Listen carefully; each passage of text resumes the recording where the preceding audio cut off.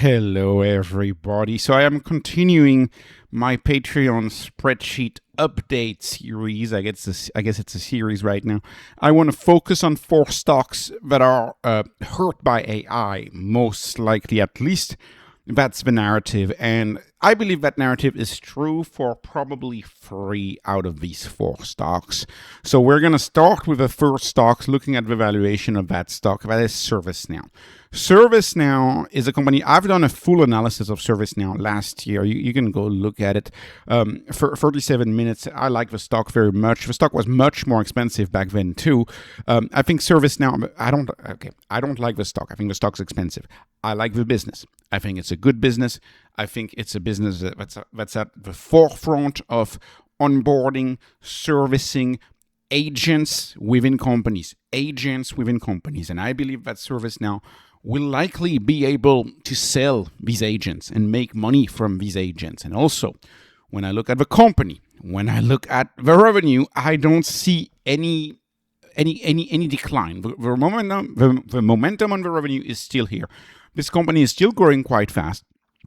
And this company is at 5-year low.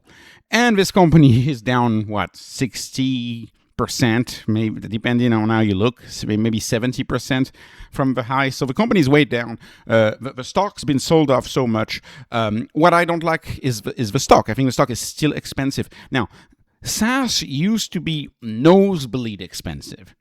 Now, it's just a little expensive for me because I want to see a stock be under a 0.3 at enterprise value over gross profit over revenue growth. But most of my criteria is met otherwise. This stock has a rule of 40 at 43. Gross margins are high at 77%. Its EBITDA margin profitable. On the revenue line and on the gross profit line, it's not that expensive. On EVA over adjusted EBITDA, a little expensive, but that's because it's growing at 22%. Now, 22% for me is a little low. I like to see at least 30% next 12 months.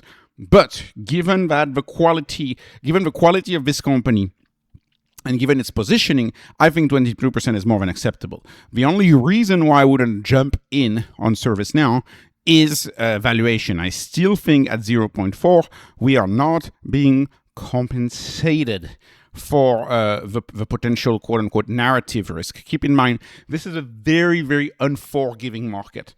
Like if ServiceNow were to have a soft quarter, the market could entirely punish it back to the $70, maybe $60 range, and then it would start looking cheap on my spreadsheet. But there's a lot of very high-quality businesses that are trading in the 0.1 and change, or in the 0.10.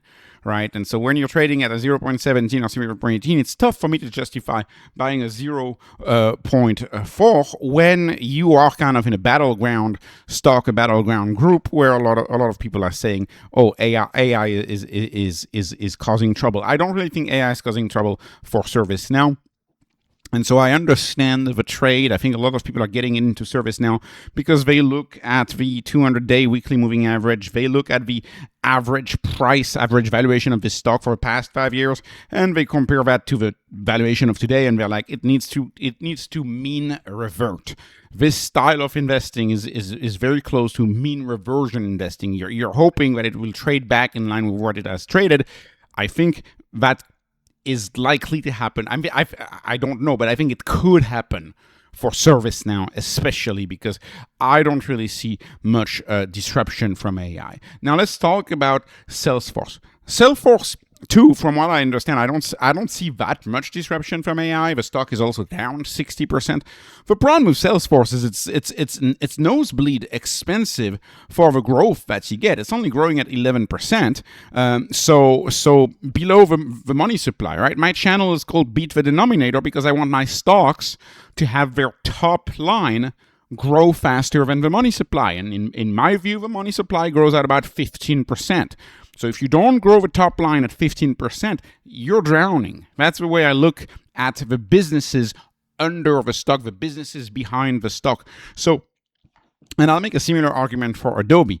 I have no doubt that Salesforce and Adobe, they own their customers. They have their enterprise customers cornered. They own them. They can raise the price for a decade plus, and many of these customers are just going to stick around. But then, I'm not getting a value pricing. I think the stock is still expensive. I would rather see these stocks trade at much lower valuations if we are going to have a flatline revenue for the next 10 years while money supply inflates like crazy. So one of my criticisms for ServiceNow is, because of its positioning within companies, I don't think it's going to be too impacted by AI, but it grows too slow for my taste. It just grows way too slow. Moving on to now two stocks that I think are very likely to be impacted by AI and also grow too slow and also are too expensive, in my view. The first stock, of course, is Adobe. I think it's the first time I cover Adobe on this channel, actually. So Adobe, you don't really see it hurt by AI yet in the subscription for services. But remember, these subscriptions, these enterprise subscriptions are expensive for Adobe. It's like more than $100 for like the creative suite or whatever they call it. These are expensive subscriptions. These customers, like I said, they're cornered. They have contracts, long-term contracts. The money is going to keep coming in. But then the question is, what do you do with that money? And I think it's very clear. So earlier I made a video about Hormuz being shut down again, and I wanted to have a forest, right? I was like, okay, so how am I going to get a forest? I just asked Nano Banana, and it just gave me a perfect picture in a split second. And you see it more and more in your daily life. How many ads do you see now that are just made entirely with AI? And it starts with social media a lot. You see a lot of these ads on social media. But how many graphs, how many ads, how much of everything, really, the content we consume is produced by AI? It's a lot. It's a lot of bad content. And I think people are just going to opt for a general AI subscription to generate these images and these charts. And perhaps what they're going to drop is the Adobe subscriptions, as they need to have access to tokens and buy tokens. They want to buy the tokens. You're going to cut something. I think over the long run, Adobe could see some threat from AI, but that's not the bigger problem. The bigger problem of Adobe, in my view, is the competition. Figma, and I know it's slightly different. Figma is there's a lot of collaboration that goes into Figma. It's a cloud-based software. It's a more modern version of software. I know they do slightly different things, right? Adobe stronger on video editing, for example. But nonetheless, Figma is like the winner of design. We've forgotten that in many circles, Figma has replaced Adobe as the go-to. And Figma is growing 45% top-line revenue growth next 12 months. Now, Figma is also down. Figma is actually down, I don't know if you can see, it's actually down close to 90% from the IPO peak. From IPO peak. It's down nearly 90%. Of course, Adobe down 70%. So Figma down even more. It's normal. They had a hot IPO, so it's understandable. But I think Figma, like if you were to be interested in investing in design and you want to take a contrarian bet against AI, I think Figma might look cheap here. The problem is that they're still burning money. But Figma, and this is where Adobe's strategic execution may not be the best. I mean, I don't know. I don't follow the stock day to day. But you remember all of this, right? It was the former head of the FTC, can't remember her name. She went after them when they tried to merge. You may remember a few years ago, everybody was anti-merger. That's the reason why Spirit failed, right? Spirit Airlines failed because they weren't allowed to be merged, right? Adobe, we'll see. I'm not saying I don't think Adobe's going to fail. I think they're going to be steady-heady. They're going to be boring. There's going to be no growth, and I would be bored even looking at Adobe. But if there were to be some sort of a catastrophic event with a company like Adobe, I would look very unfavorably as to the fact that they blocked the merger with Figma back, was it 3 years ago now? They blocked that merger, but also Adobe had to pay $1 billion breakup fee to Figma for that merger broken. So Figma now has a lot of cash, and they can just lose money, and it seems like losing money is still what they're doing right now, which is why I would also be wary of Figma.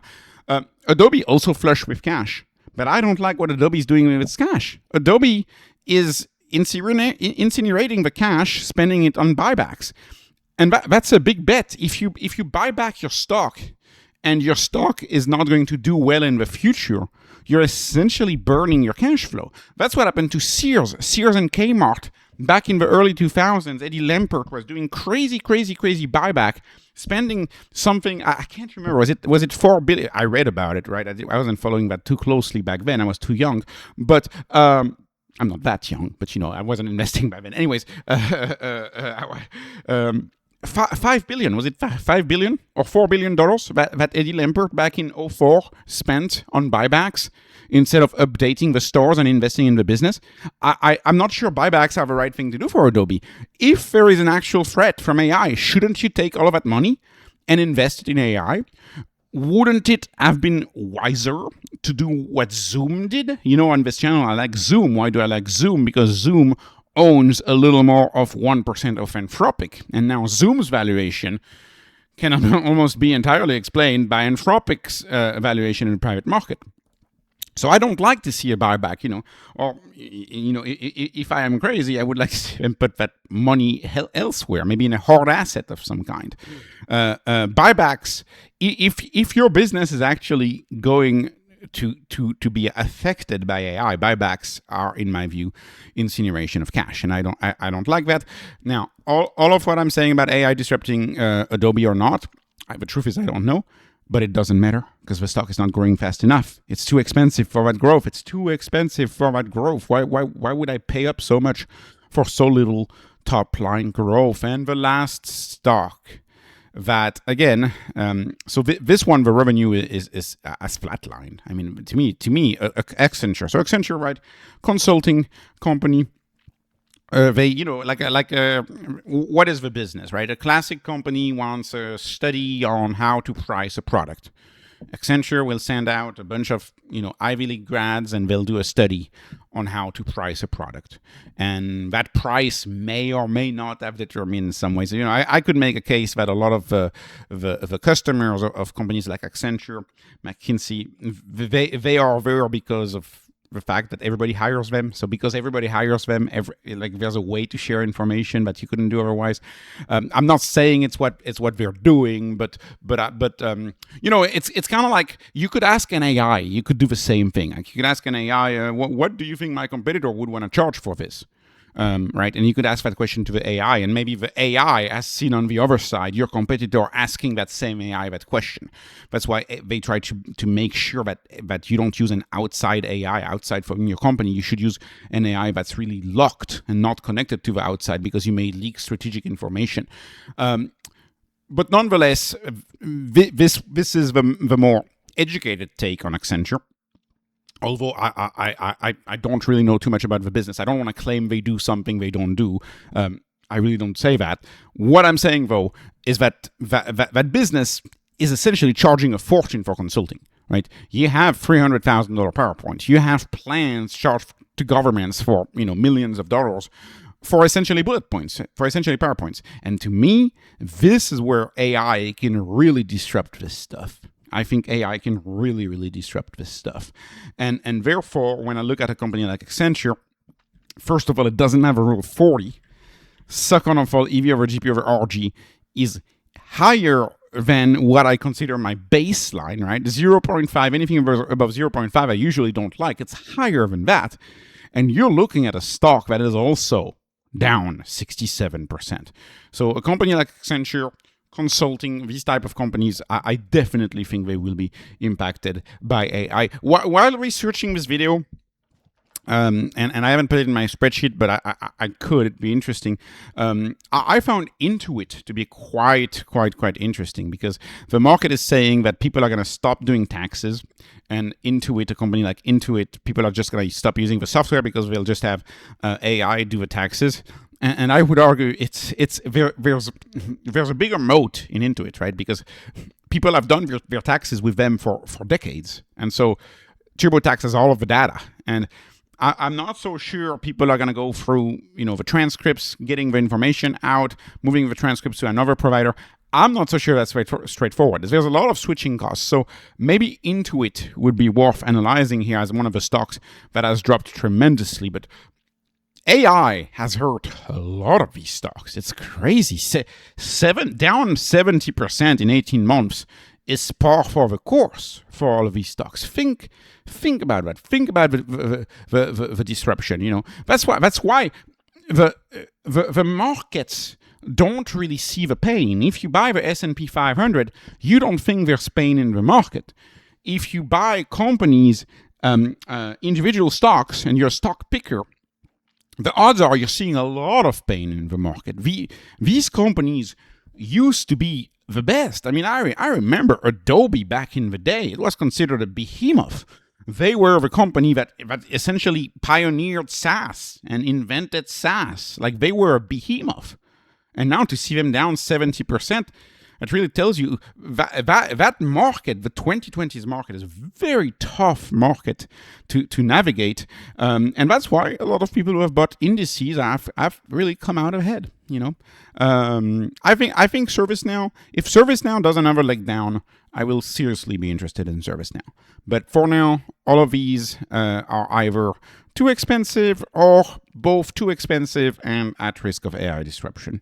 So this was not investment advice. This is not financial advice. This is only entertainment. I'm hoping you were entertained. Please like, please subscribe, follow me on X, follow me on Patreon. Thank you for watching, and have a wonderful, wonderful day.